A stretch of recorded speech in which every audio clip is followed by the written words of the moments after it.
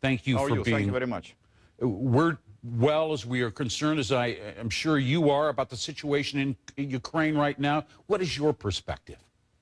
Well, we're extremely concerned, of course, because we need a stable and prosperous Ukraine. Well, first of all, we think that this attempt to execute a violent coup should stop. Attacks on administrative buildings, apparent preparation for the storming of the parliament, those things should stop. And as President Yanukovych has proposed, they should continue their dialogue, and I understand that it is continuing.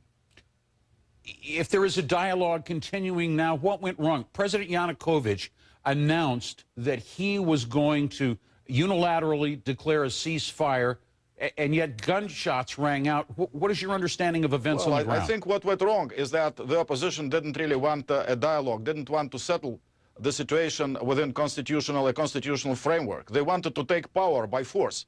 And it is a democratically elected president which has a majority in a democratically elected parliament.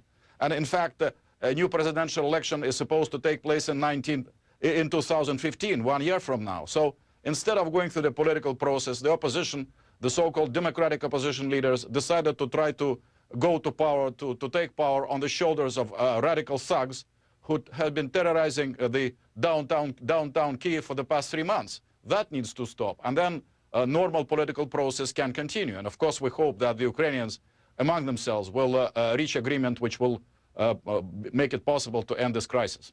Do you think that these protesters are terrorists? No, they are clearly radicals. They are fascist-inspired. Some of them are clearly, from the slogans we see in the streets and from we know about those organizations, they are fascist-inspired radicals. Of course, there is a large segment of opposition feeling and protest among Ukrainian population, but unfortunately it has been taken over in the past months by those radical thugs who have been throwing Molotov cocktails and rocks at police and taking over administrative buildings and creating impossible situation for the citizens of Kiev to live in and destabilizing Ukraine. You know, one thing you need to understand, if those so-called democratic opposition leaders were to succeed in coming to power on the shoulders of those radical thugs, that will not produce democracy in Ukraine. It would produce deeply chaotic and split Ukraine, and in fact, those radical sentiments would infect Europe as well, which also has this phenomenon of radicalism in its political life. So we are facing a very dangerous situation. I hope the Europeans and the Americans, the officials who are dealing with this situation, understand what they're doing. I'm afraid they don't, because I don't think their actions reflect an understanding of the destabilizing impact of their policy of encouraging the violent opposition to go for a grab of power in Kiev. What would be your, look, I think, Mr. Ambassador, when we look at this, the Europeans have little input with Mr. Yanukovych and his government.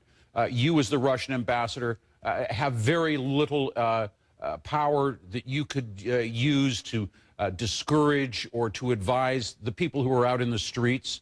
But what can you say to the government? What do you say to the government now about pulling back? We are not giving any recommendation about pulling back. I was really amused to read 2 days ago Vice President Biden talking to President Yanukovych, and according to the press release, recommending to him to pull government forces back. I'm wondering if Vice President Biden would be giving the same advice to President Obama if armed thugs were storming administrative buildings in Washington, D.C. and were preparing to storm the White House and the Capitol.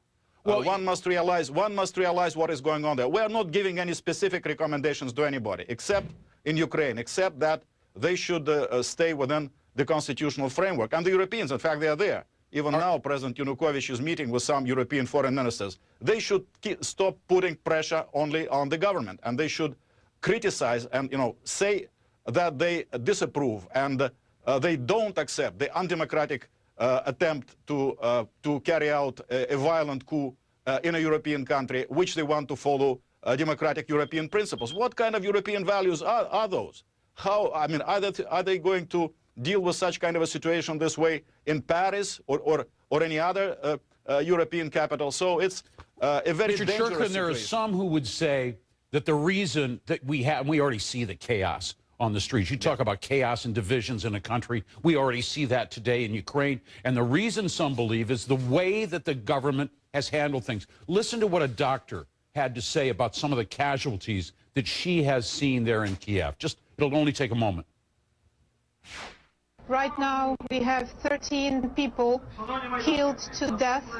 They were shot by very professional snipers, and they didn't give any chance to doctors for us to save life of those people.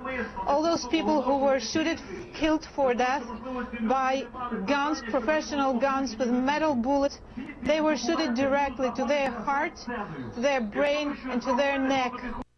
All right, she's saying the use of deadly force by qualified snipers, and she's judging that on the way that the round struck their victims, killing them instantly.